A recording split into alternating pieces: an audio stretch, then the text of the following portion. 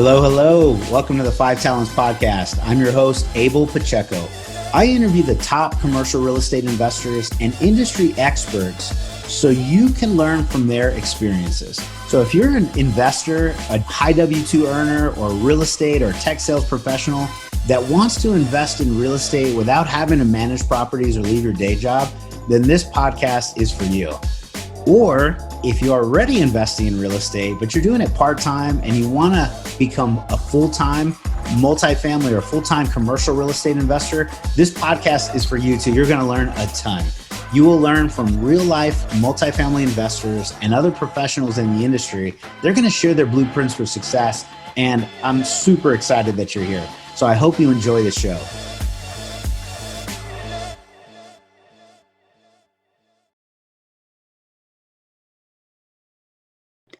Hello, hello. This is Abel Pacheco, your host for the Five Talents Podcast. We are super excited today to have a really great guest, Miss Amy Tiemann. Amy, thank you very much for joining. How's it going?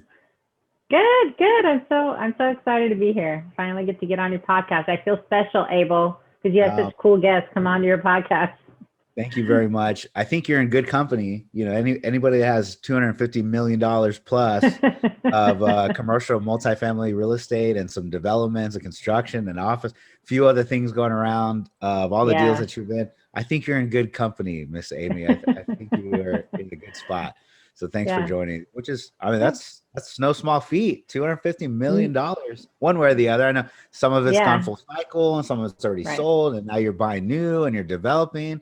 That's really awesome. So congratulations on all your success. Thank you. Well, if you don't know Amy, let me at least give just a super quick introduction, and then Amy, I'll turn it over to you for an official intro. But she started in commercial real estate in 2003. She was a general contractor. So she turned out to really enjoy multifamily investing. And so since 2010, she's been on the investing side. She's a Forbes Real Estate Council member as well. And she's also been a founder of a prop tech startup, which I love. If you listen to enough shows, you know I'm a former tech guy. And anyways, we have an amazing opportunity to learn a little bit from Amy today. And we're excited because she's been in 12 plus, whatever, syndications, multifamily commercial real estate, 12 deals. And we'll talk about some of the deals she's doing now, which are even bigger, and I'm super excited. So anyways, Amy, thanks so much for joining. Let me turn it over to you. Tell us in your words who you are and what you do, and we'll start a great conversation. Sure, no problem. So I am Amy Tiemann, like you said. So in 2003, after I survived the tech downturn, I don't know how old everybody's but back in 2001, there was this like tech bubble in Austin, Texas. And so if you were around then, you know the pain that everybody went through. I mean, it was like 1999, everybody was partying like it was 1999, man. Like startups got money thrown at them, millions of dollars in Austin, and they had the it was a big, huge party. And then 2001 hit. And that was kind of when I was at Applied Materials at the time in 2000. And so it's from 2001 to about 2004, I was in HR there, and we went through about 8 layoffs. And in 2003, my husband at the time had started a construction company. So I was like, working a W-2 job and helping his company get started. So in 2004, I was just like, I'm done. I'm tired of laying people off. I'm burned out on tech. Exactly. Reduction in force. Reduction in force. Yes. And we did furloughs. We did all sorts of things we could, trying to save people, but we couldn't stop it.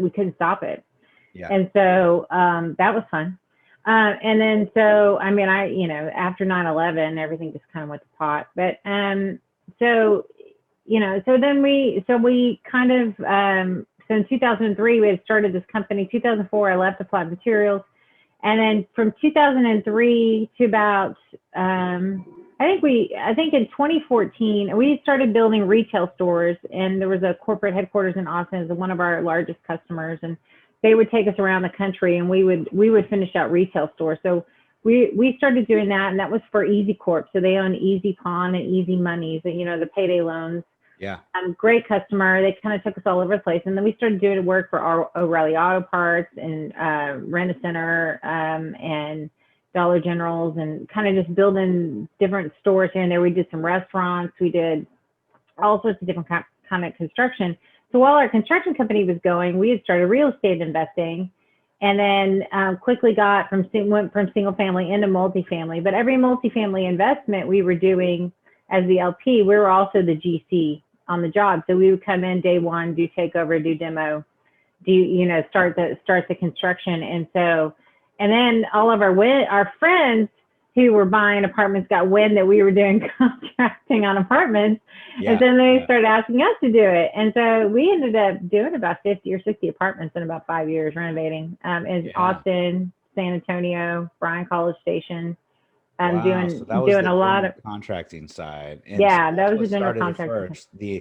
That's how I started. Obviously, the money was pretty good, though. I mean, you were doing it as a renovation, but it was only one job, one piece of work. The money was coming in.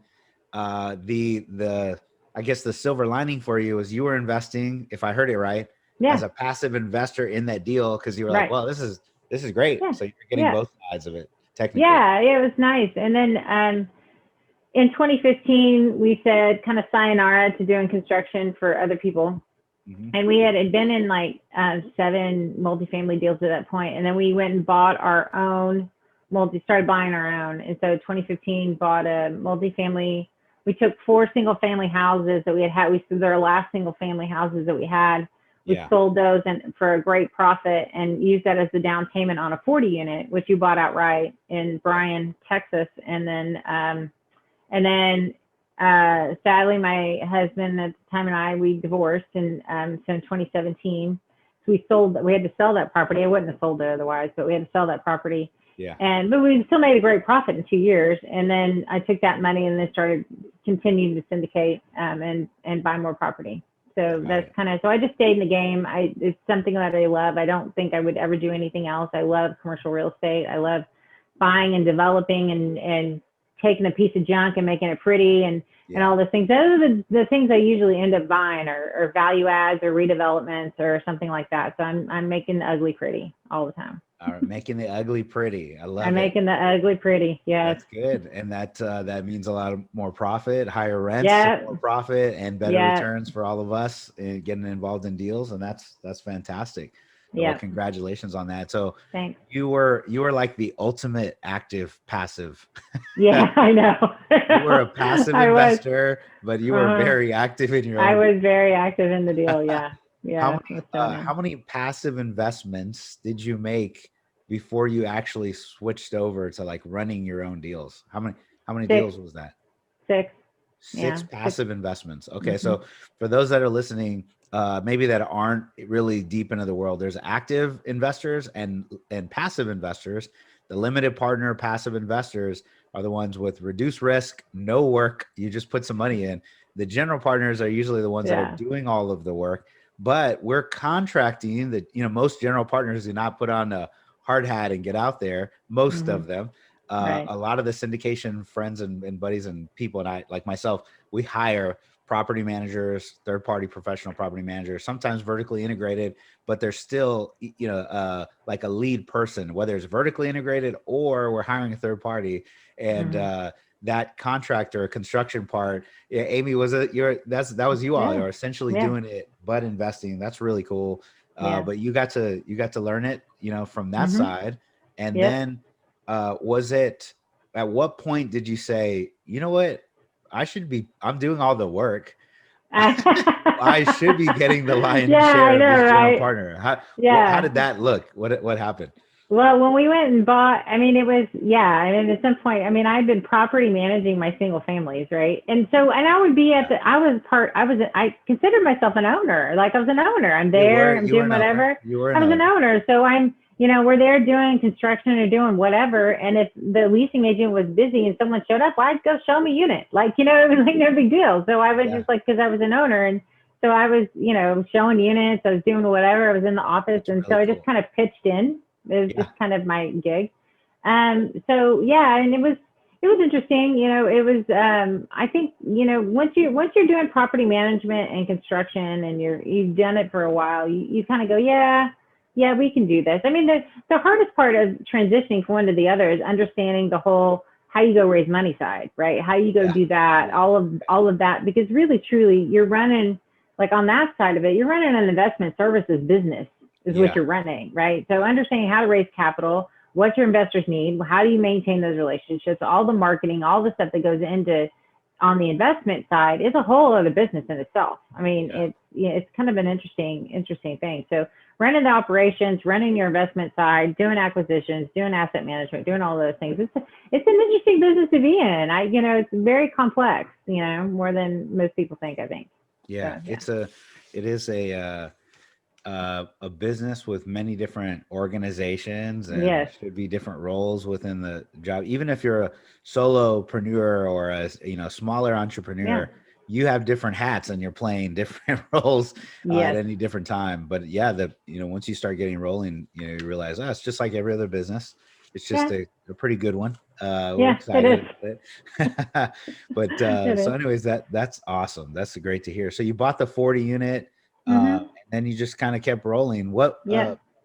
That first one, it sounds like that was your own money. You sold some of your own properties. Right. So that made it very simple for you to, quote unquote, bring the capital, raise the capital, because a lot of your money. When did you raise capital for the first deal?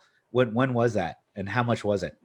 I raised 1.5 million. It was in 2017. Yep. And it was for a deal down in Corpus, and it was portfolio that we bought. We got a really good deal. But it was a tough one because Hurricane Harvey hit. Everybody thinks that Hurricane Harvey hit Houston, but really the epicenter was in Corpus.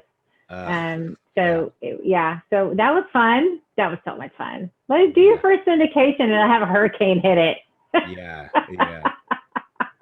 Fun stuff. So fun like, stuff. Is this a sign? Is that a sign? Should I be? Yeah, I know, right? It's like you can survive that. It's like, if you can make it in New York, you can make it anywhere. Well, you can survive a hurricane, you're good. You're good. That's awesome. Texas, only Texas. So coastline. Funny. Well, you made it, and you made it through, and there was another number of deals. Well, on your first deal, how did you raise $1.5 million? How did that happen?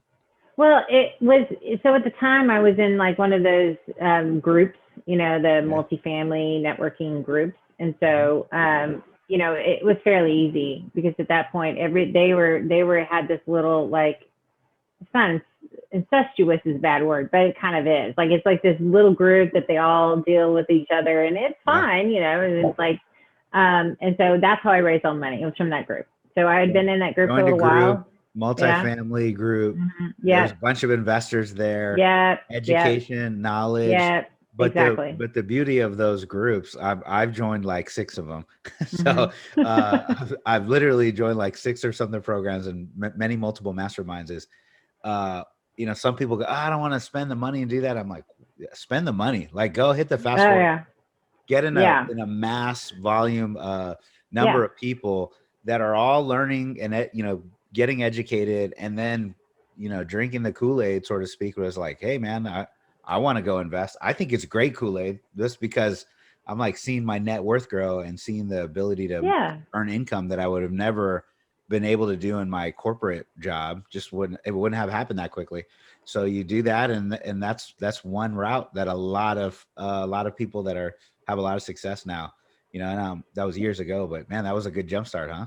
Yeah, it is, and it is. I mean, because it's if you're following SEC rules, you're not having the one that making sure that they're sophisticated investors, right? Because they got educated. You can point to their education and go, hey, they've been in this group. I don't have to verify them. They're in this group. Like, so you can it kind of helps on that front, because you're not having to be the one that you can easily point to how they're sophisticated as an investor. Right. So if you're doing 506Bs, it makes it easy. If they're 506C, it doesn't really matter. Like, who cares? They got to be accredited, but those are a little harder to do initially. Yeah. Well, let's, Yeah. sorry to interrupt you. I'll break No, it it's okay. just for those people that may be listening. They're like, what's a 506B? Yeah, I know. I do terminology. And the Sorry. SEC rules and all that stuff. So 506B, if you've started looking at deals and opportunities to invest in as a multifamily passive investor, 506B means you have to have a pre-existing relationship with somebody, and you don't have to be an accredited investor. You can be a sophisticated investor, but you have to have some kind of knowledge to you that you understand what you're getting into an investment and how to analyze a deal and et cetera. So that's what that is. A 506C, as long as you're credited, so $1 million plus of net worth, or 200K as W-2 as an individual, or 300K as you and a couple, or there's a couple extra rules now that made it easier for people with series licenses to get into as accredited. But if you're accredited, then you essentially can, as a syndicator, you can advertise a 506C.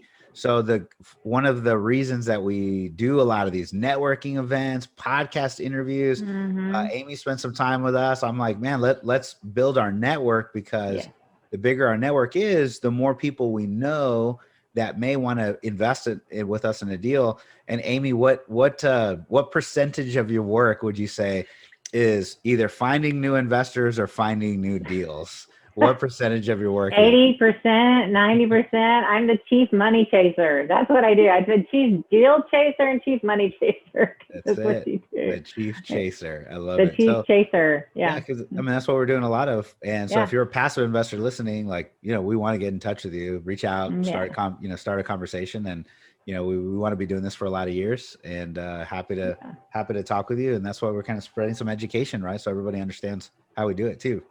Yeah, exactly. Cool. I mean, it takes, for like, you get a deal, right? You're getting a deal, or if I get a deal, the newbie investor is not going to have access to the stuff we have access to, because you have to earn your stripes. You have to be in the business for a while.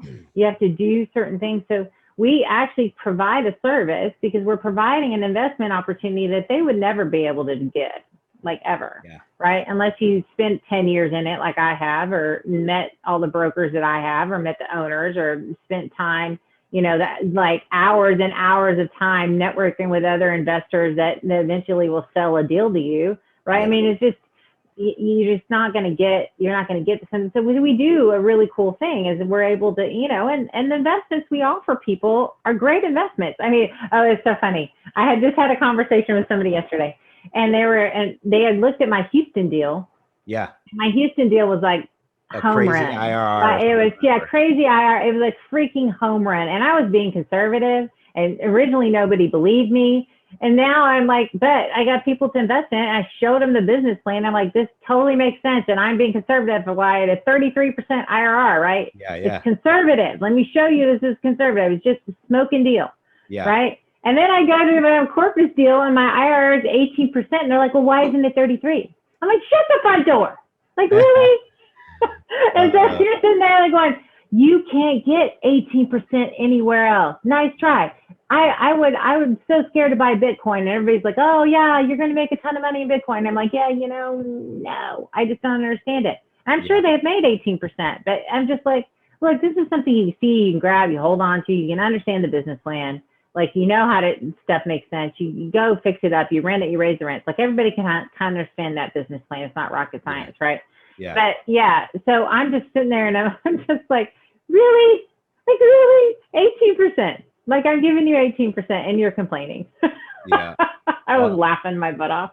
Yeah, that's awesome. As a passive investor listening to, like, whenever you see a pro forma, in a return amount that you're looking at, if you take a little bit more time to get educated, like what Amy's saying, and you dig into the numbers, you can really find out, hey, is that a fluff number, or is that an over projected number, or actually that's pretty darn conservative.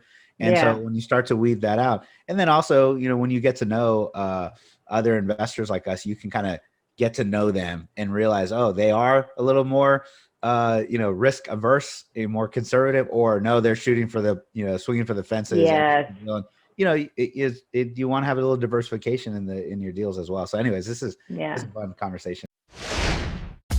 Hello. You're listening to the 5 Talents Podcast. I'm your host, Abel Pacheco. If you're enjoying this podcast, then I know you're serious about achieving financial freedom. Are you ready to create your own path through multifamily investing for yourself and your family?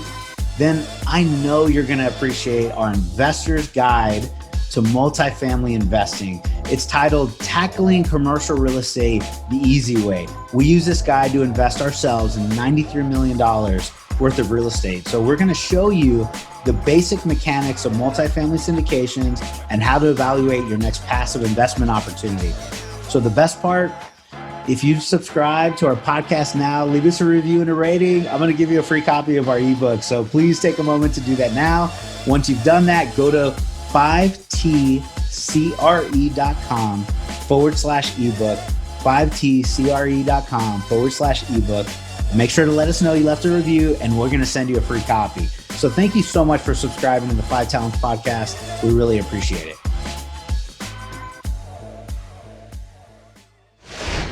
And so if I can shift a little bit, because you understand the contracting side, you've been the manager, you've been the contractor, you've been the passive investor. Now you're putting these deals together. You talked about earning your stripes. I would say as a general partner, what role or what impact did you investing passively first have? What impact did that have on the rest of your career? The fact that you started as a passive investor and did that first. Do you think that was positive for you? Would you have done the same again? Or? Oh yeah. I mean, I learned so much. I tell everybody to do that. And like, don't go buy a 20 unit on your own, because you can, and it's going to be helpful on the net worth side, but if you're going to get into a big deal, don't knock it down by yourself. Because the whole understanding how to manage investors and what happens on that whole side, that's how you scale. And you will not be able to scale unless you understand the investor relations piece of it, investor marketing, and nobody can. Like nobody, unless you seriously, unless you're the government and can print money. At some point, you're going to have to go and finding more investors, right? And finding more. You're going to have to raise capital at some point. You're going to have to go figure out how to do that piece. Yeah. Right. Yeah. Unless you just want to buy 3 houses and sit on the cash flow and not do anything. But I like to scale. So yeah. So you do. And then, so getting through that piece of it and really trying to understand, okay, investor preferences, investors, what they're scared about, what keeps them up at night, and how often you have to communicate, and what they kind of expect from you, because everybody expects different things and they don't tell you. Like they got these things in their brain and they don't tell you that they're expecting you to do that. And nor have you ever said that you would ever do that in the first place. Right. Yeah. So there's this unwritten rules that are flying around in their head, and you're like going, dude, I never told you I was going to do that. What are you talking about, Willis? So you have to manage through a lot of that stuff and deal with people. But at the end of the day, it's a skill and you can get really good at it. Over communicating is helpful. Right. I try to do that in some of my investments, but when you first get into a deal and you're going to take over, I wish I had a communications team, so they can, because I don't have time for that, but you have to take time. Takeovers are hard, and you're so busy, and there's so much you have to do to stabilize a property. But that's when they're all anxious and chomping at the bit for you to communicate to them. So there's a whole bunch of stuff that you have to learn on the investor side to, find more investors, nurture the ones you have, that how you turn an investor who's just thinking about being an investor into an investor, and all that marketing. And they're basically customers at that point, right? They're your customers. So it's kind of an interesting dynamic. That's awesome. On learning how to do all of that. But if you don't learn that piece, you will never grow. You just won't. At some point, everybody, even I've met some people, really cool people, and they were very wealthy, and they've run out of their resources. At some point, everybody does. And so they've been buying real estate on their own money, and they've been doing very, very well. But then they're like, yep, we're out of money. We got to go find money. You just had more money than I did initially, so I just figured it out first. Yeah. What are you gonna do, right? Yeah. Yeah, I agree. That's definitely. Yeah. Well, okay, this is good. Yeah, as a passive investor, when you're in a deal as a passive investor, you actually start to pay attention more. Yes. You look for the deals. Yes. You're looking for the monthly reports. You're trying to find Yes. some numbers. You're trying to learn all of Yeah. a sudden because your money's in it. And now you're Yes. like, man, I got to pay attention. Wherever you put your money is, your heart is also, right? So when you Right. start putting it out there, all of a sudden you start learning more about it. And also if you're invested with different, with many different, deals as a passive, Yes. you can start to see what you like, maybe what you don't like, and you Yes. start to see different communication or business plans. And as a general partner, if you want to go do it, now you've seen many multiple deals, Yes. strategies, opportunities, communication, investor relations. You've experienced it, and you can kind of go apply, what you think you should. So I also Exactly. say you should start as a passive investor. Well, yeah, and then also to piggyback on that is the financial statements that you're given as an LP are gold mines of information. So when you go underwrite another deal, you should know what the expense is going to be, right? Because you get monthly financial statements. You know what the water should cost you. You know what your repairs and maintenance should run, right? Like you get all of these things. So when you go underwrite a deal, and the owner is giving you a bloviated, like, well, it's not bloviated, it's under expense, you go, that ain't, I know, because I have like 5 other properties and I know what this crap costs, right? And so you have to write your pro forma on your expenses, not what the owner's trying to give you to make his NOI look better so you can get a better valuation, right? So that's the coolest thing about having it. And people don't, I don't know why they don't look at the financial statements more than they do, but those are awesome. And, and not everybody understands what a cash flow, I'll say. Cash flow statements are hard to understand. Like you look at a cash flow statement and you're like, I don't get this. Like I can get a balance sheet, I can get a P&L, but the cash flow statement confuses a lot of people, but all it's showing you is where the money's going. I pay attention more to the balance sheet and understanding, how they're doing their assets, what's depreciating, what's not depreciating. How are they holding on to the reserves and, those kinds of things? Because you can tell a good sponsor by the amount of reserves that they're holding, and not just what the lender's forcing them to hold, but what, they're actually keeping money back. They're not distributing everything because they know they need to they have a good set of reserves there. You always have to have reserves. You do. And even more than what on the CapEx side and the interest reserves that your lender makes you have. You need operating reserves and you can have good ones. So you can tell a good sponsor from a non-good sponsor, those kinds of things on how they manage their money. Yeah, that's great. I asked one of my passive investors and was looking to move to general partner. And he goes, well, hey, I've invested in one as a passive, but I don't know. I think I'm just going to go straight to GP. And I go, well, I'm not saying don't do that, but I would definitely invest passively as many times as you can first. And he goes, well, I want more experience. And I said, well, okay, experience like as doing what? And he was like, I just want to know more about the information. And the question I asked was, do you take the quarterly reports that we're providing? Do you take those?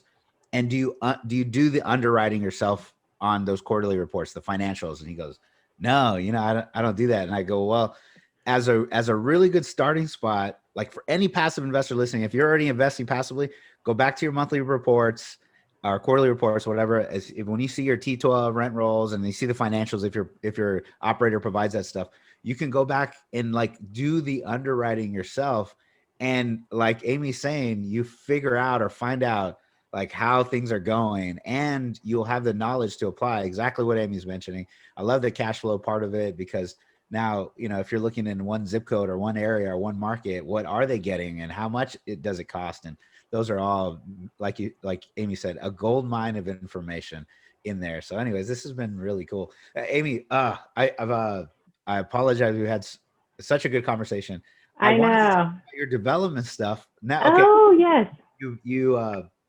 You said something earlier. You earned your stripes. You have a lot of knowledge. You've just kept doing one deal after the next deal after the next deal. 12 deals later, now you're like in this $70 million huge construction, 10-floor high rise in Austin, Texas. I'm excited. Well, and sorry to interrupt too. I want to talk about that, but I don't know if I mentioned or not to you.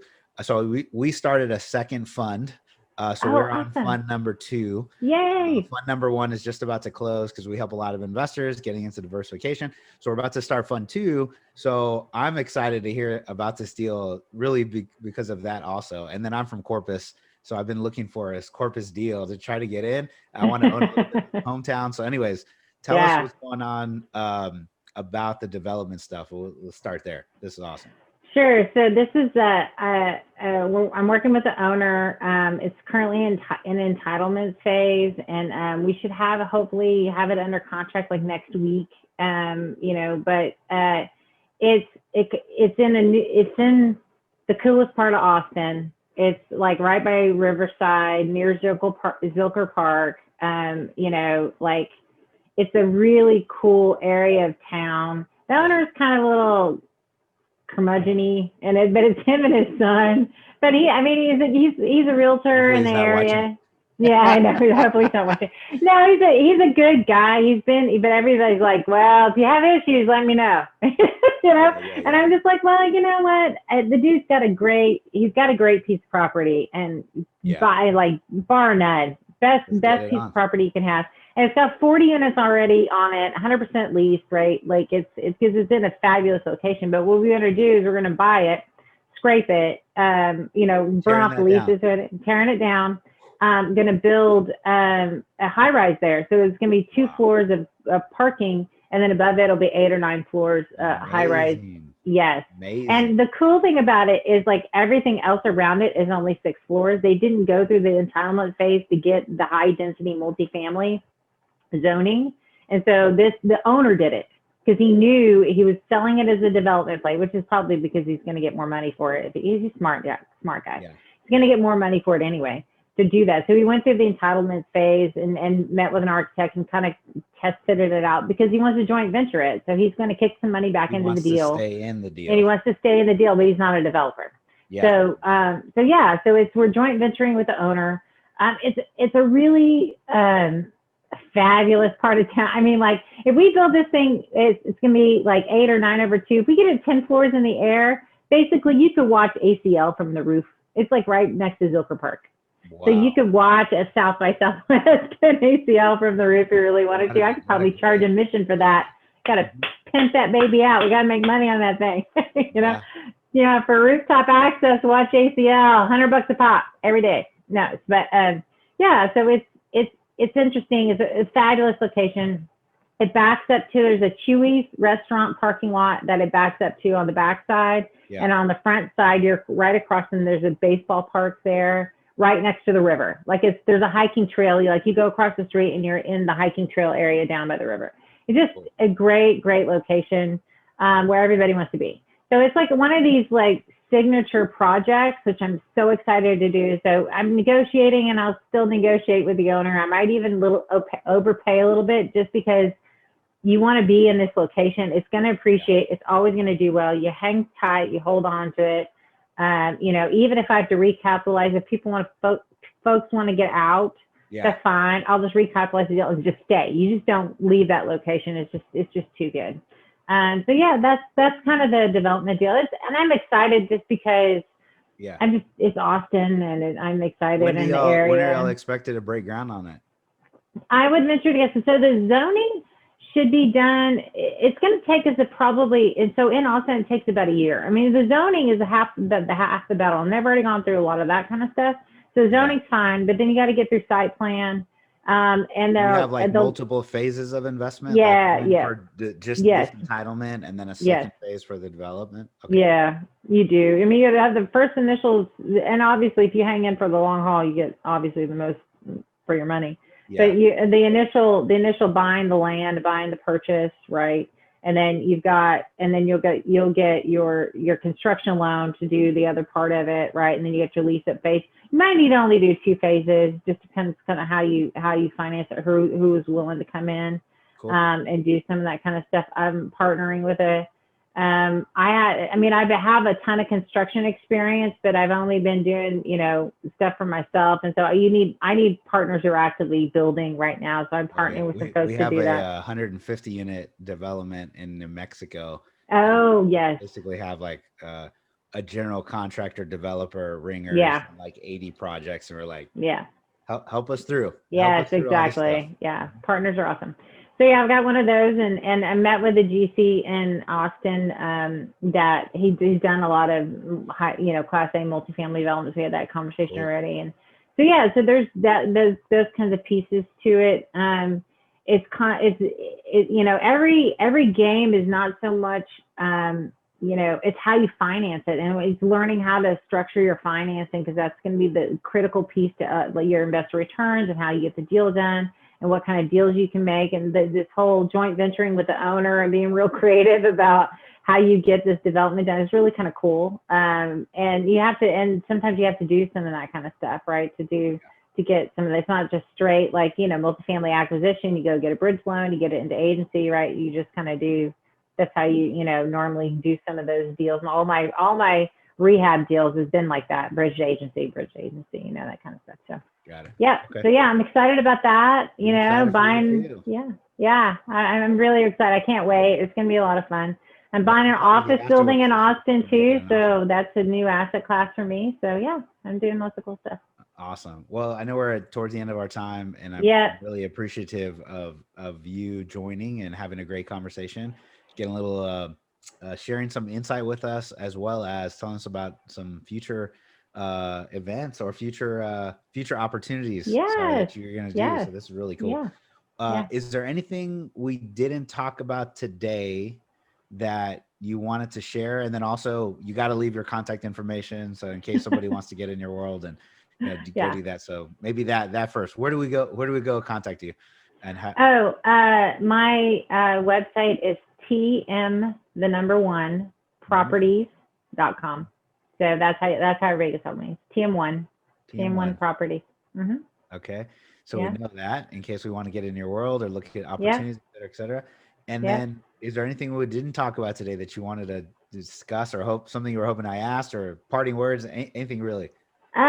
No, just, 2021 is going to be a fabulous year for deal flow. It's going to happen. There's a lot of distressed properties coming on the market, but the biggest thing I tell people is, there's always going to be a good deal, like no matter what market you're in. But I was a benefactor of, investing in 2008 during the Great Recession. So we're going to see some of that similar stuff happen. So, learning how to network with people and people who have cash is going to be very beneficial to you if you want to go but knock down some deals. So you need to start networking now, because if you got $10 million sitting in the bank, you need to start networking now, because there's deals coming. They're coming. Yeah. They're going to come this year, and and if you want to jump in, you better jump in, because it's going to be so much fun. And you're going to make a ton of money. So there you go. Just go time. I'm excited. Yeah. So thanks a lot for sharing, and thanks for your insight and your wisdom, and just giving us a great show today, Miss Amy. So I appreciate it. Sure. No problem. All right. Well, I am your host. We're going to sign off now. Abel Pacheco with 5 Talents Podcast. If you heard something today that provided you value, go to our podcast, rate, subscribe, review, leave a written review. Go ping Amy as well and tell her you heard her on our podcast. I would be blessed for you to do so. And then if you're interested in learning more about these opportunities or others, go to our website, 5tcre.com/invest. And as I mentioned, we're starting a second fund. So I'm hoping to fill it with great opportunities like the one Amy talked about soon. So anyways, we'll talk to you then. And bye-bye. So Amy, thank you. Thanks. Thank you for listening to this episode of the 5 Talents Podcast with your host, myself, Abel Pacheco. Each week, we're going to bring you interviews from industry experts and commercial real estate investors who followed their dreams and achieved massive success. Before you leave, let me ask you a few questions. Did you enjoy this episode? Did you learn something valuable? Was your mind stretched to what's possible and what you can achieve? Do you want other experts just like the one you heard today? If you answered yes to any or all of those questions, then please take a moment to subscribe to the 5 Talents Podcast, give us a 5-star rating, and most importantly, leave us a written review.